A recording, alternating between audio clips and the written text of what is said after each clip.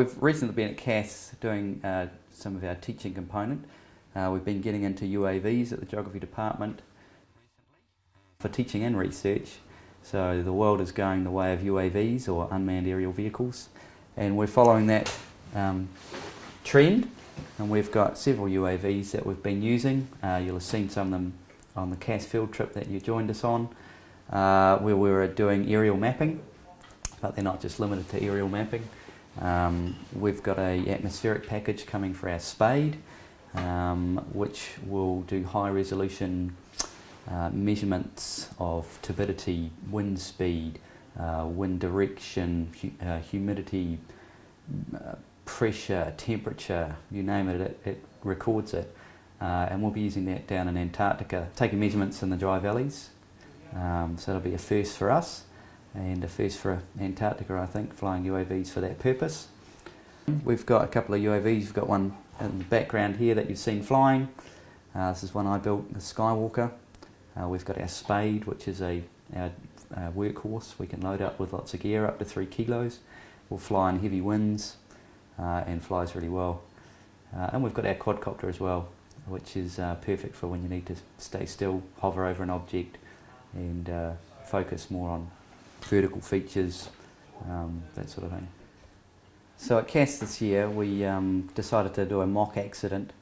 We didn't actually bring our van into our truck, but it was fun to get the students involved. They can act, bond, I guess. And we flew over that with our quadcopter, taking lots of pictures.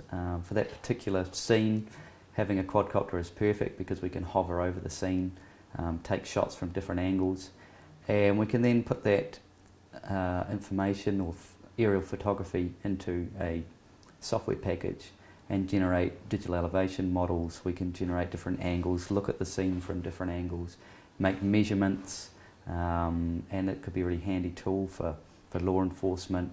So when you're talking UAVs, they don't come necessarily ready to go, so we've had to do a lot of development in-house, and we're fortunate to have a programmer and electronics whiz, Graham Furness, who's been able to develop some packages for us that we can put in our UAVs. So we've got, we have all sorts of funky toys we get off the internet and then adapt for our purposes.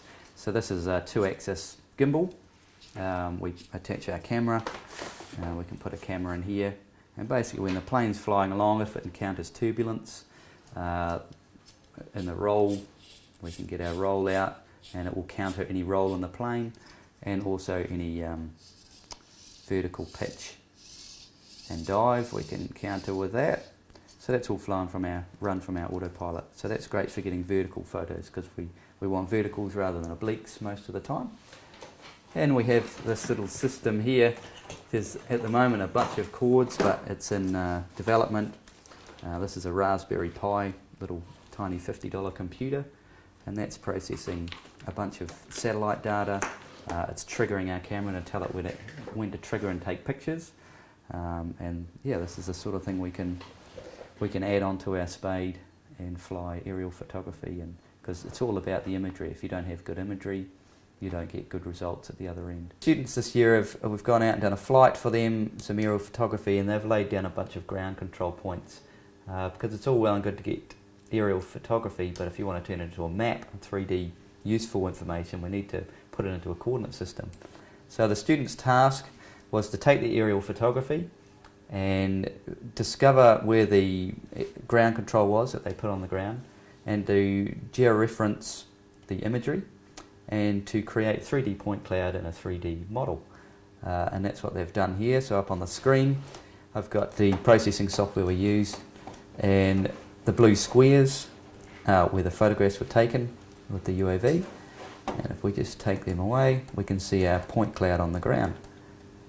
Now the students will have gone through and the images and found our ground control, which if we zoom in stands out very well, these little white squares, and they then create a triangulated irregular network.